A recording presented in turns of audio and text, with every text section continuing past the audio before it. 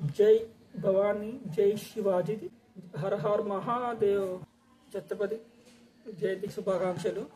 ఈరోజు రిషబ్ శెట్టి గారు తను ఒక మూవీ తీస్తున్నారని అయితే తెలిసిందనమాట, ఛత్రపతి శివాజీ గారి బయోపిక్.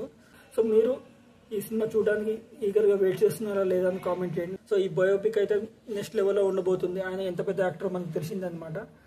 సో కాంతారా తీసి తను పాన్ ఇండియా హీరో అయిపోయారు. ఇప్పుడు హనుమాన్ తీసి సో ఒక హనుమంతుడిగా తన అవతారం ఎత్తబోతున్నారు.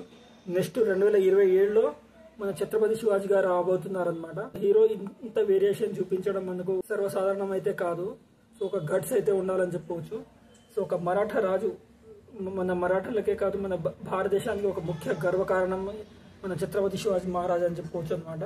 అలాంటి ఛత్రపతి శివాజీ గారి మా బయోపిక్ తీయడానికి చాలా గట్స్ కావాలి. ఆ గట్స్ అయితే తనకు ఉందని నేను నమ్ముతున్నాను. నేనైతే ఈగల్గా వెయిట్ చేస్తున్నాను.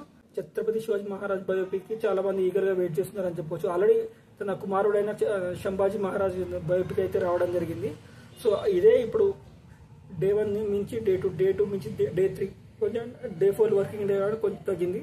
డే 5 అయితే పెరిగింది అని చెప్పుకోవచ్చు. ఇదే ఇంతలా ఉంటే సో మన ఛత్రపతి శివాజీ గారి బయోపిక్ వస్తే సో భారతదేశం మొత్తం గూస్ బంప్స్ వస్తుంది అనమాట. సో ఎంతగా ఎంత కలెక్షన్స్ వస్తుందో అప్పుడు ఎవరైనా చెప్పలేమో అని చెప్పుకోవచ్చు అనమాట. బాలీవుడ్ లోనే బిగ్గెస్ట్ కలెక్షన్స్ అని చెప్పుకోవచ్చు. సో ఇప్పుడు ఇండియా మొత్తంలోనే బిగ్గెస్ట్ డే 1 కలెక్షన్స్ అయితే లేపడానికి అయితే రిషబ్ శెట్టి అయితే చూస్తారు అని చెప్పుకోవచ్చు అనమాట. మీకు ఎలా ఉందో కామెంట్ చేయండి.